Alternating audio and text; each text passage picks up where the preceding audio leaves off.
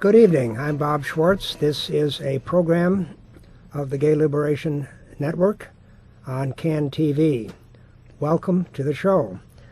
Sitting to my left is Joe Murray, the Executive Director of the Rainbow Sash movement. Tonight we're going to talk about bigotry in church leadership.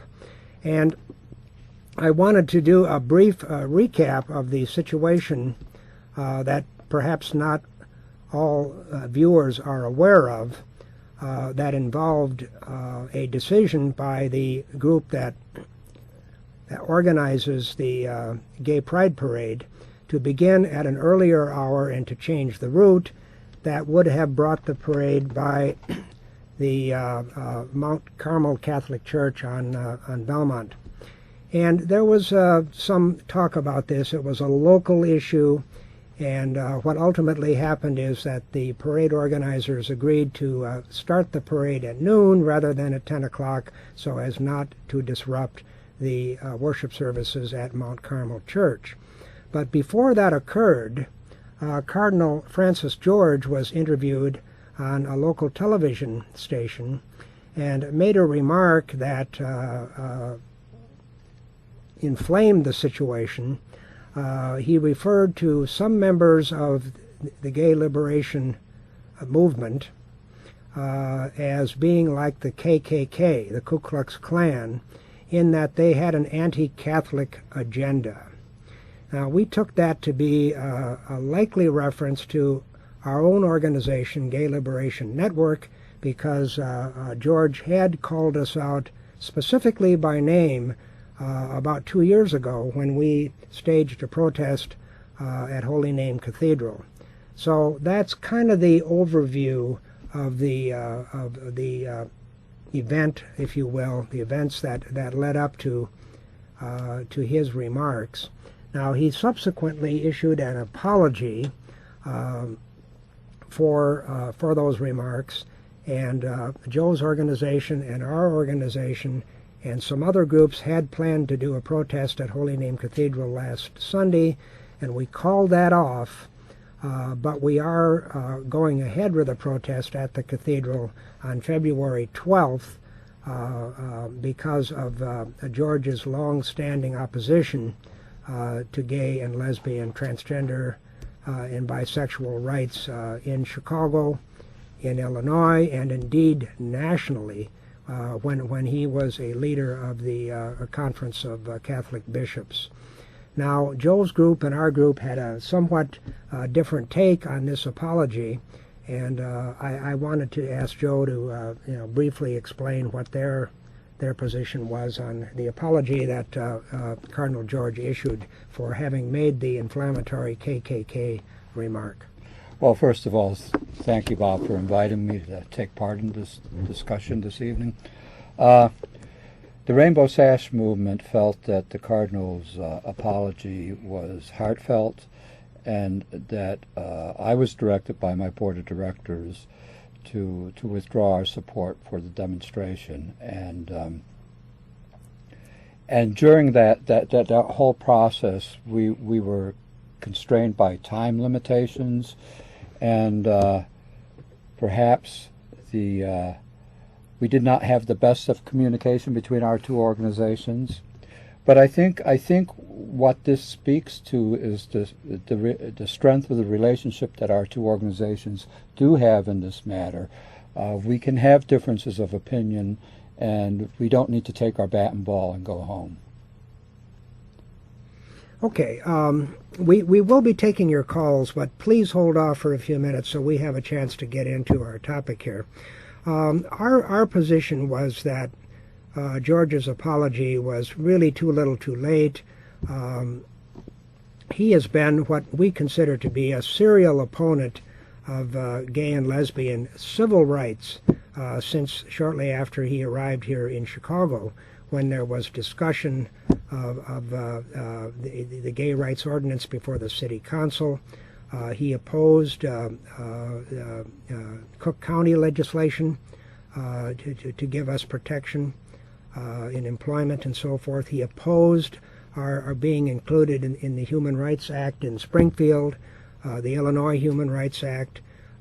He, as the leader of the Catholic Bishops group, he sent money to California, millions of dollars to California and to Maine to oppose our equal civil rights there. He opposed civil unions here in Illinois, which passed last summer. So we consider that he has been a serial opponent of our equal civil rights, and he didn't say anything that changed that underlying fact. So this is something that we're focused on. The Illinois bishops have announced an initiative, and I believe an organization, to oppose marriage equality, which is the next step for gays and lesbians here in Illinois. Civil unions are a good first step, and then full marriage rights are the next step. And I know Joe's group is in agreement with much of what I've said, but we thought that everybody, rushing to commend Cardinal George for his apology, were kind of missing the underlying issues of his opposition to our equal rights. Now, the Vatican recently joined in the attack, not for the first time, but I joined in the attack on marriage equality. What did the Pope say? I believe he was talking to a group of diplomats to the Vatican State. He was speaking to roughly about 160 Vatican ambassadors to the Vatican. And basically he rehashed the issue that marriage is between a man and a woman. And I think clearly the Pope is recognizing that he's on thin ice, that his reasoning is irrational, that he is out of step with most of Catholic lay people. And we believe, the Rainbow Sash movement believes that there are three pillars of authority in the Catholic Church. And one of those pillars are the teaching magisterium, to which the Pope and his bishops are part of. The other pillar is the sense of the faithful, to which I and other lay people are a part of. And the third component is our theological community. And the Pope can only speak with authority and unity when there is unity between those three pillars. Currently, on this question, there is not unity between those three pillars. So the Pope does not speak in authority for the Church on this matter. He speaks for a very divided Church on this matter.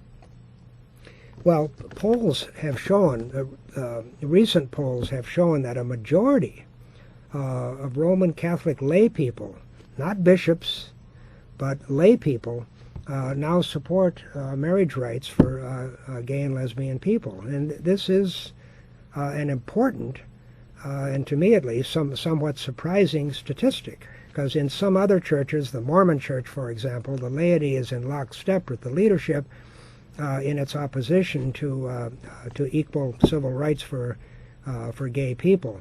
But in the Roman Church, the hierarchy is clearly out of step with the people in the pews, and I think it's important to point this out. And I certainly invite other lay Catholics to join Joe and others in speaking out against the hierarchy, indeed the bigotry of the hierarchy on this issue. And I'm aware that the bishops also are in steadfast opposition to a woman's right to exercise birth control and abortion. Isn't that true? Yeah, yes, that is true. And I think that the question of abortion is very much a private issue between the woman and her God. And we should be respectful of her interior forum. We should not be dictating to her what she should be doing in this situation. We were surprised with the Obama administration's support of not selling over-the-counter prophylactics for women, specifically for young women. We think that this is denying young women medication that they need for saving their lives, and we're shocked that Kathleen Sebelius of the HSC, is that the came out opposed to this. It's another troubling example of the Obama administration's lack of clear direction on the issue of human rights that they claim to be supporting. Well, as I remember that issue of the birth control, the morning after pill, I think it was. There was a panel of experts, who rendered a medical opinion that the medication should be made available to these women, including young women, and Obama and Sebelius just overrode that recommendation. I would think it may have had something to do with him wanting to have it both ways, keep the, if possible, keep the the conservative vote while saying and doing a few things to ensure that his liberal base doesn't desert him entirely. Although I think there is a lot of frustration among people who may have harbored certain illusions about Obama being the candidate of hope and change that he claimed to be. What about these outspoken anti-gay bishops that the Vatican has promoted to positions of prominence?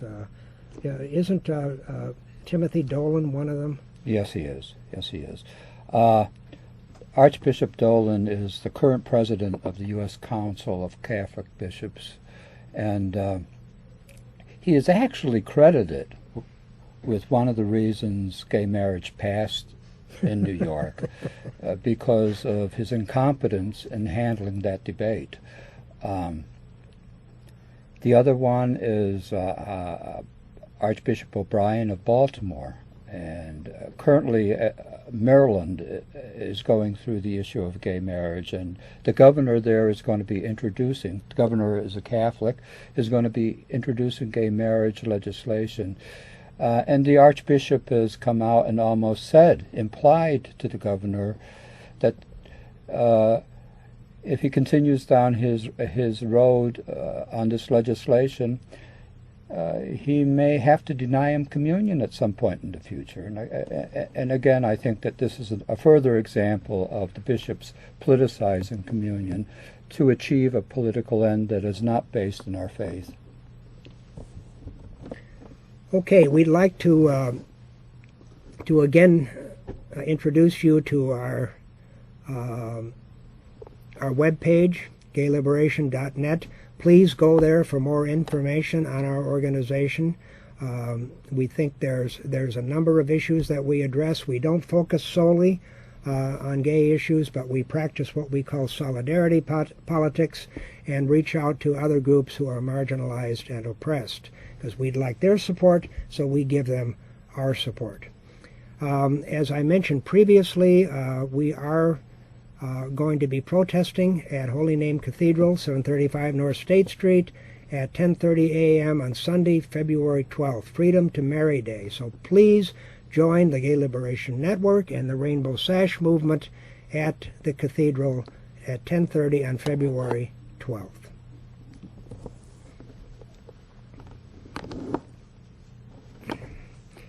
We, as Joe mentioned, we don't have agreement on every issue, and or how to handle every situation, such as the apology of Cardinal George. But I would like to invite Joe to tell me and our viewers a little bit more about the Rainbow Sash movement? The Rainbow Sash movement was probably born out of a deep love for the church. It started when a young man in London contacted Archbishop Hume at the time to tell him that he was going to appear before him to receive communion wearing a rainbow sash, and that the rainbow sash was a symbol of self-identification, that he was a gay man. He appeared with a priest friend. The priest friend would not wear the sash. He was denied communion.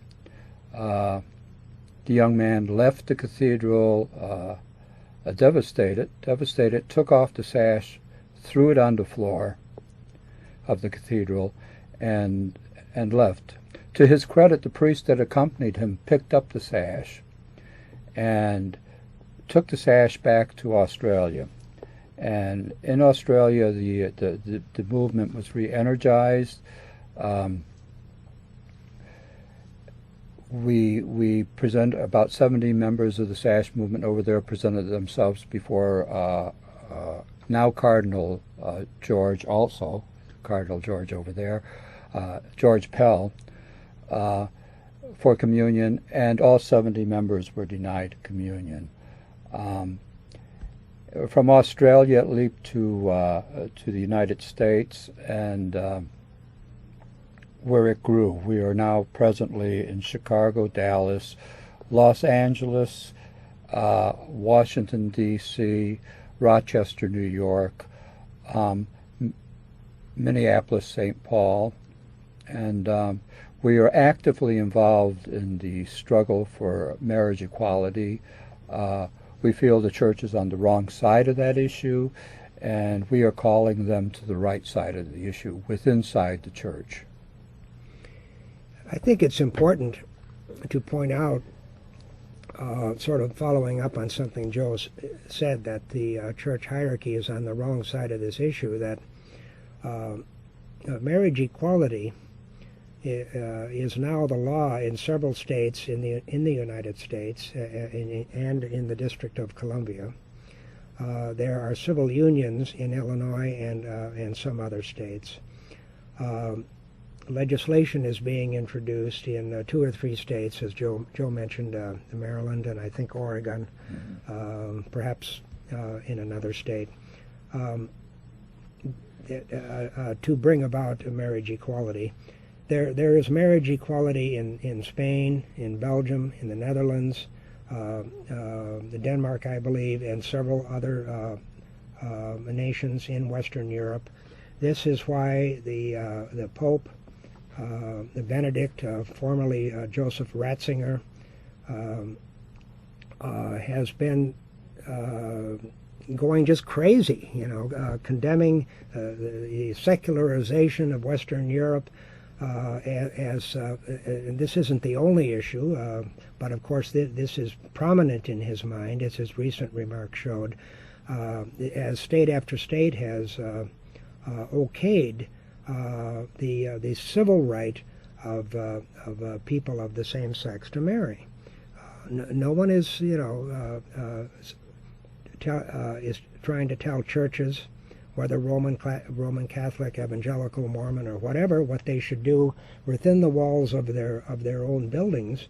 But we're talking about rights in the public square, and we think that I think that there should be separation of church and state, and if these churches are going to enjoy their tax-free status, not paying any taxes for property, not paying for water, not paying for other utilities in many cases, fire service, police service, then they ought to stop being opposed to the civil rights of a whole class of citizens in Chicago, in Illinois, and nationally. So we certainly don't want to leave the impression that we haven't had victories.